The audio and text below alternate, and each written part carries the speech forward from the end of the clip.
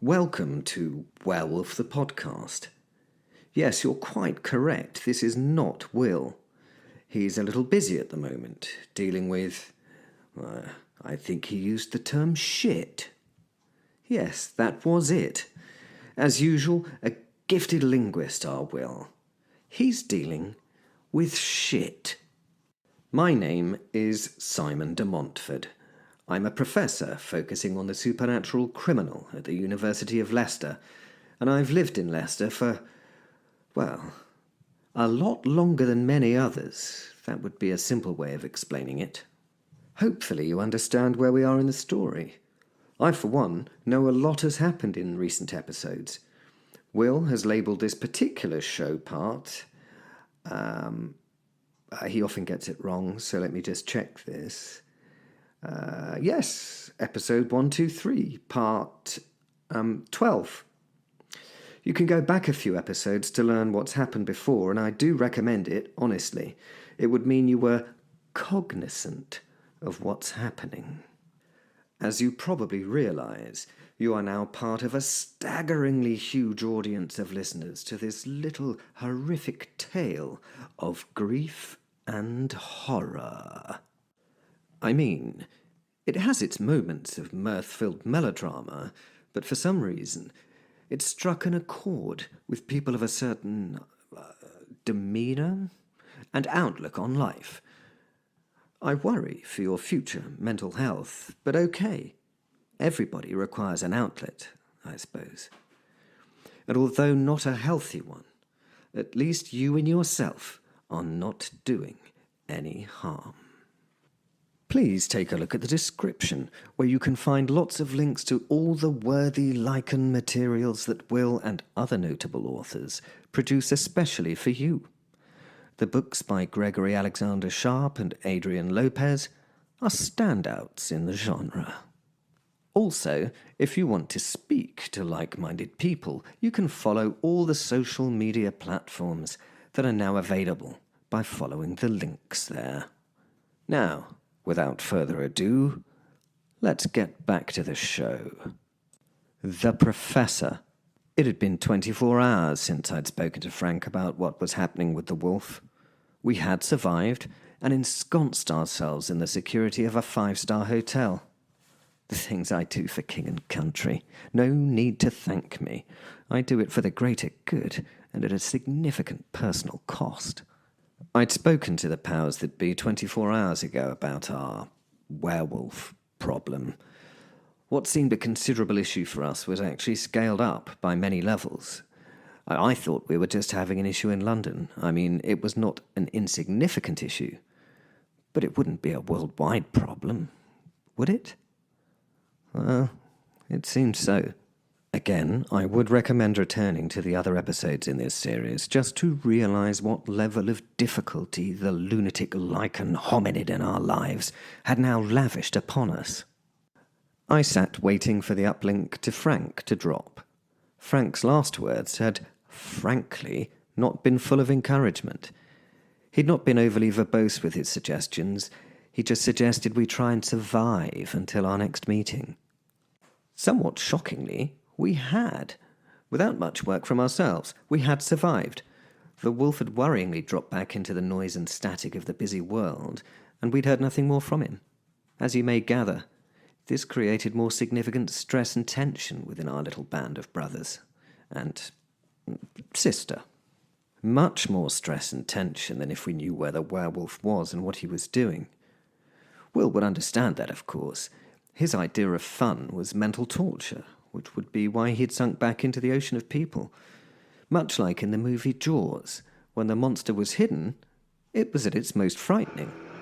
I could mentally hear the 6 basses, 8 celli, 4 trombones, and a tuba start the slow build of the main Jaws theme.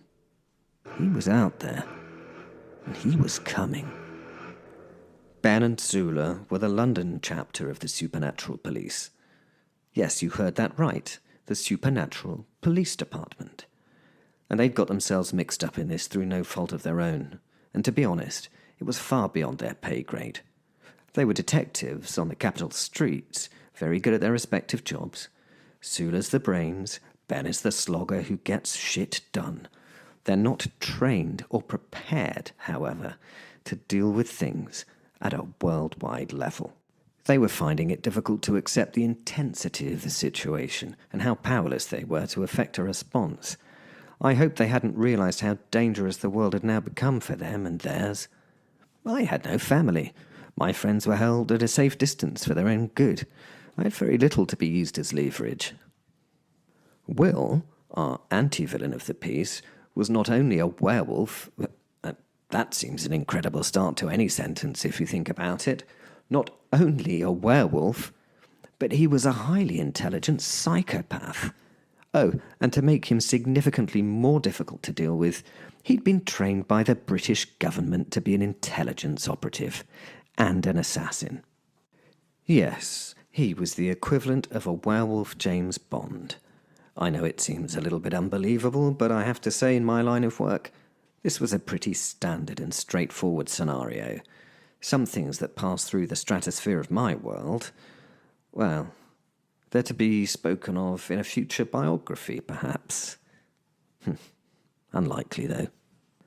I hoped Ben and Sula hadn't realized what Will was psychologically capable of, and, due to his gifts, some bestowed by our own MOD, that he was more than capable of carrying them out. Let's not even consider what those things that he was capable of are. But if you do want to, it's a lot. I considered this as I was toying with the corner of my notebook when the computer did one of those ringing notifications, and the screen showed, well, nothing. But a voice I recognized spoke out. "Hello, Professor," said the voice I knew as Frank. "Hi, Frank." I know him saying hello and me saying hi seemed a weird disparity, but that is what was said. From there, Frank was straight into the meat of the conversation. "In the last 24 hours, a lot has happened.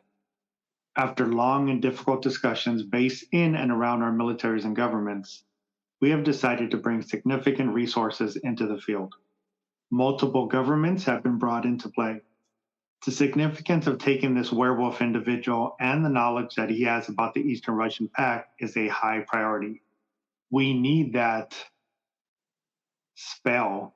He still struggled with the concept of magic being real. "It could make a difference in de-establishing the Russian economy. It could help end what is somewhat of a difficult situation very quickly, reducing loss and costs significantly." This was all army jargonese to try and legitimize death and mayhem, but I was used to the ridiculousness of warfare. I'd been involved in fighting for stupid reasons and causes longer than I could remember. This particular operation seemed to have an actual, sound, legitimate outcome for the world. At this juncture, I felt I should help. "Okay, Frank, what can I do?"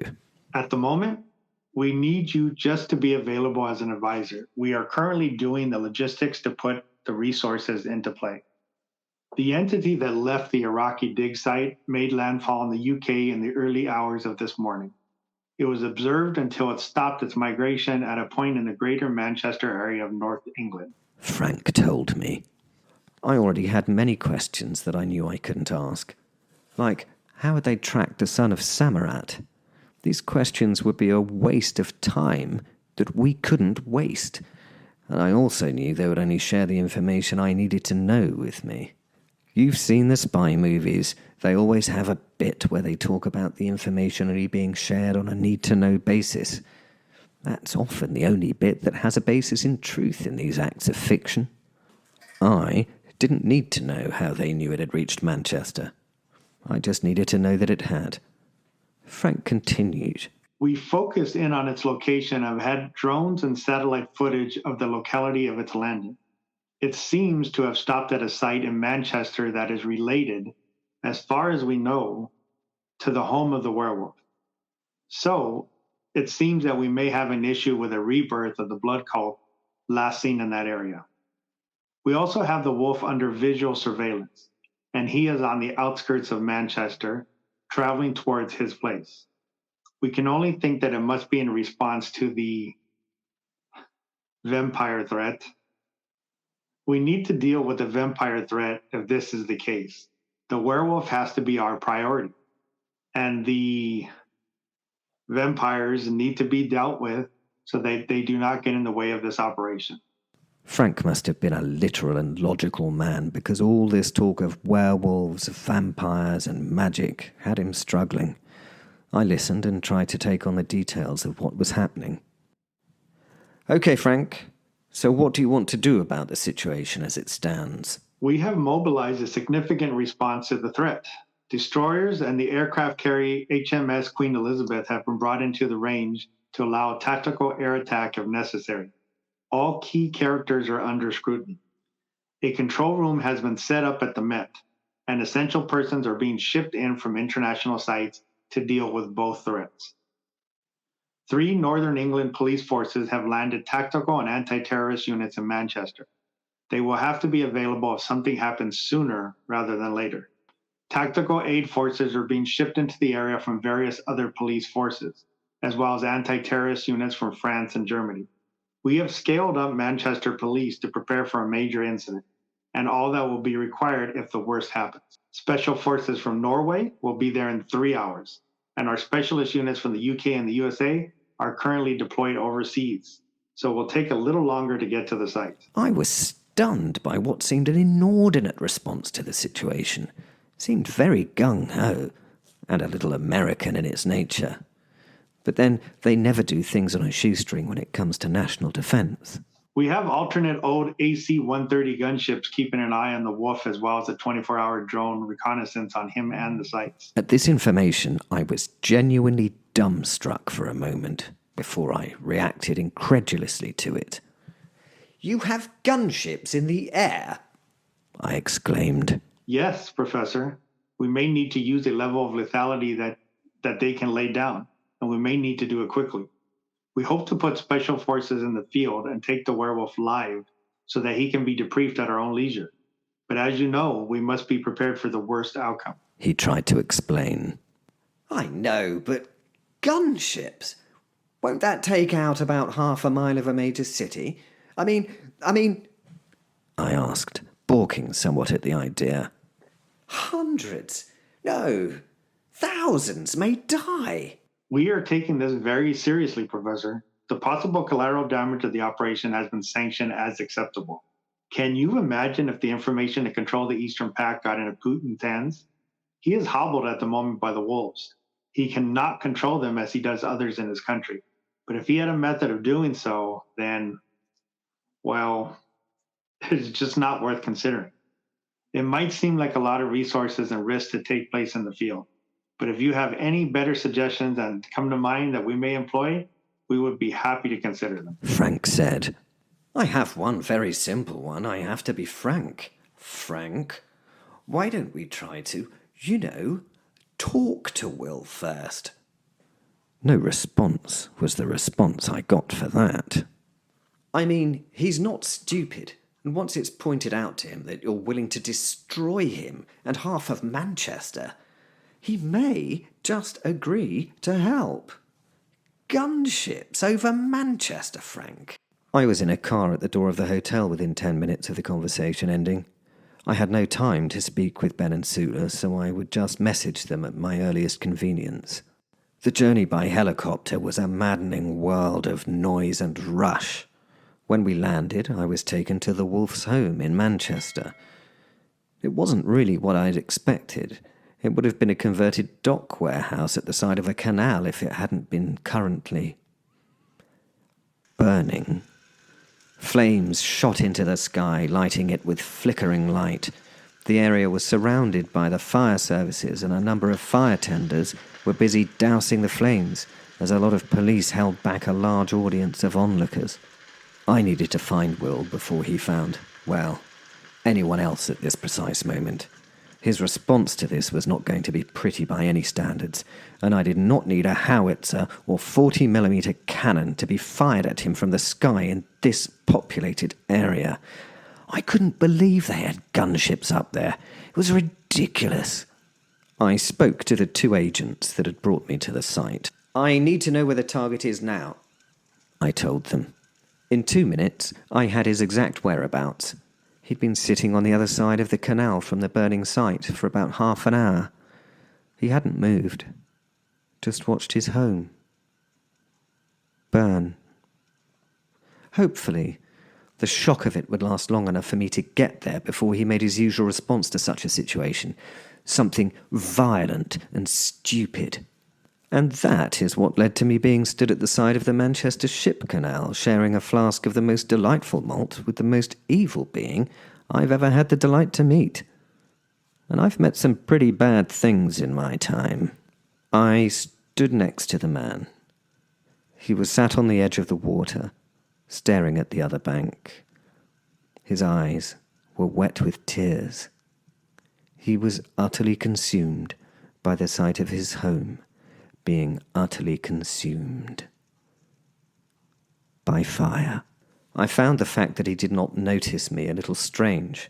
The things I know about the werewolf told me that their senses are massively heightened and that he should have reacted to my presence a long time ago.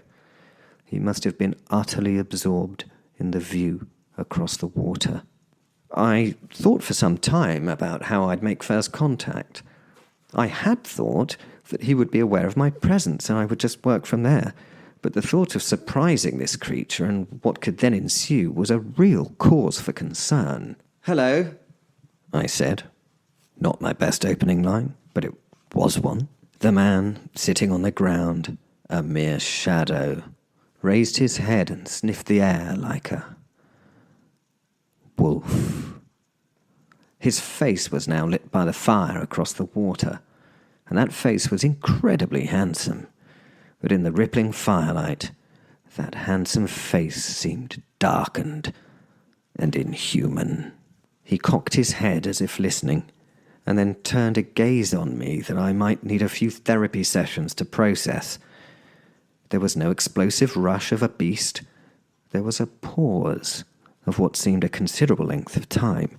In that period, I felt I was being weighed up and considered to be categorized for a worthy reaction.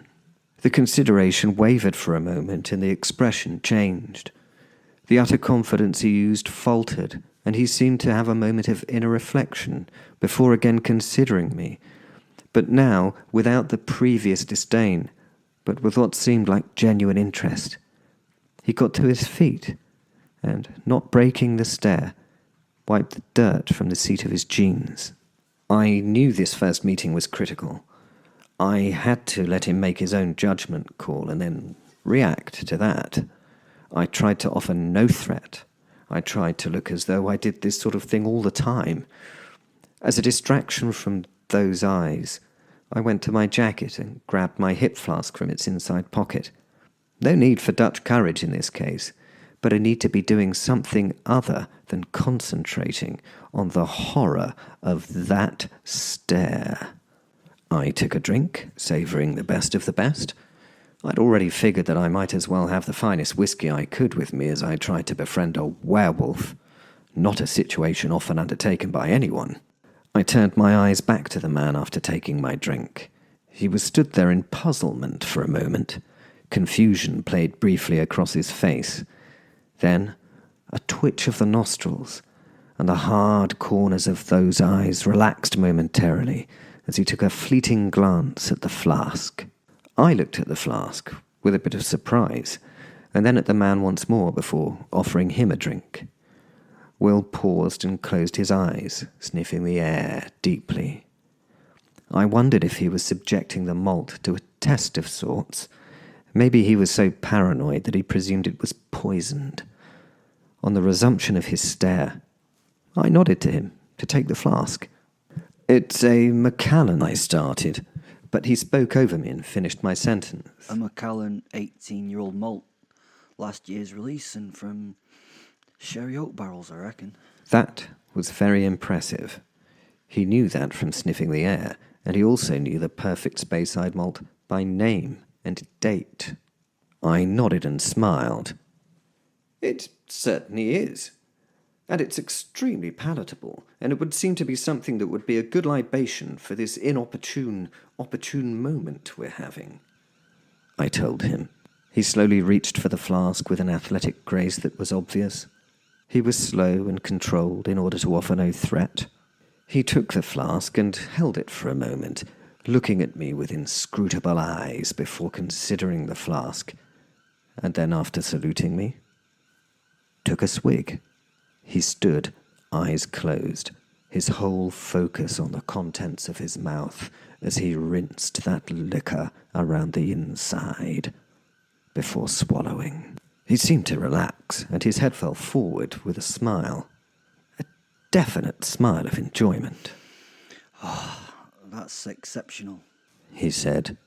Thank you. He'd left a definite opening at the end of that sentence, so I began to fill it. I feel like I already know you, Will, I told him. He looked down at the flask, smiling, nodded, and shrugged. My name is Simon de Montfort, I announced. Does that name ring any bells with you by any chance? I asked him. The smile on his face had now become playful. A small laugh escaped his lips as he shrugged again. Not in this century. He smiled. In the past, yeah.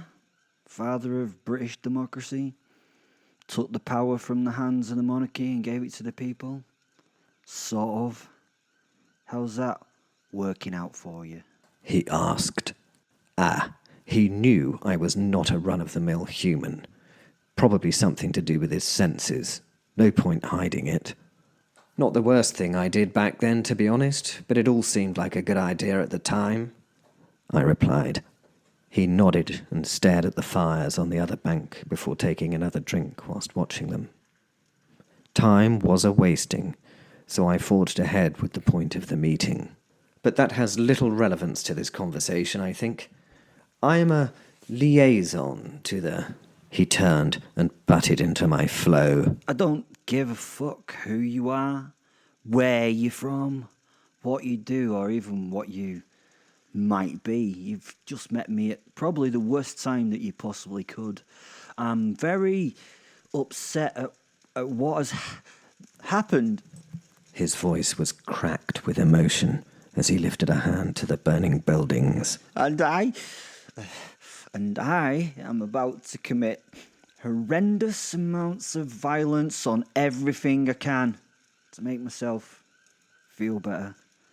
So you obviously know who I am, and you obviously have a point. Can we get to that point before I choose what I'm going to do to you? Please remember, the longer you take to think and talk, the longer I have to use my imagination to invent a torture or three. I don't have a lot of patience right now. This was not how it was supposed to go. I was supposed to explain a few things before I came to the whole point of the conversation. He was acting irrationally, to be honest, and it was annoying. Yes, well, Will, I know who did that. I know where they are, and I know how you can hurt them, I told him, a little anger infusing into my words. Succinct enough for you? I jabbed. Perfect. I could see he found my discomfort amusing. Okay, I'm now interested in what you have to say. Tell me more, he continued. I was halfway through my next thought when the man was holding me by the throat. He must have been incredibly strong as he lifted me a couple of feet from the ground one-handed and started to crush my throat. Sorry, Simon, I don't need your help. I know exactly who did it, and I know I'm going to kill them. I'm sorry, I really am, but in this case, you've really fucked up. The world went black. For a moment. I was now standing behind the man. His arm was still raised into the sky as if in some sort of ridiculous salute. His hand, empty. He suddenly reacted, stunned, as he looked at the floor, as if I should have ended up there. I had simply disappeared. Now it was my turn to shift the dynamics. As he frantically looked around himself, I spoke. Sorry, old son, that just won't do, I said with, I must admit, a hint of smugness. I don't die, I'm afraid. I can't say that better than you've tried because I don't think that to be the case, but I don't die. The wolf span. Rage was written across his face, making the handsome look bestial in that millisecond. Then he gathered himself and went back to that calm, predatory stare. Yes, I am the original 7th Earl of Leicester, over 800 years old now.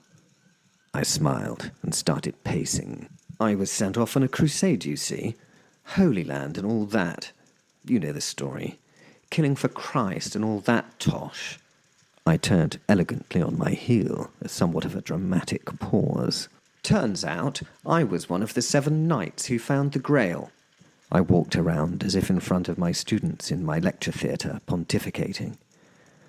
I know I was being very self-centered, but I never really get to share this story. Honestly, it was a joy to do so.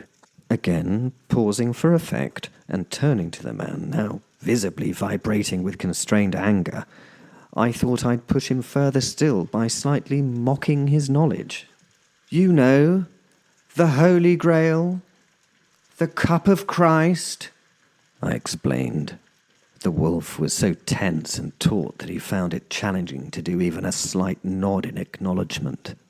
To be succinct, which is what I understand you appreciate, I drank from it, and now has seemed to become forever. I smirked. The man was again suddenly in my face. The world went black once more. And then I was behind him, as he knelt over nothing on the ground. I gather you didn't believe me? I asked. He remained kneeling and started laughing. No, I believed you. I just had to check, he said with some disappointment. He rose to his feet now and waved in a conciliatory manner. Okay. Simon, I am really listening.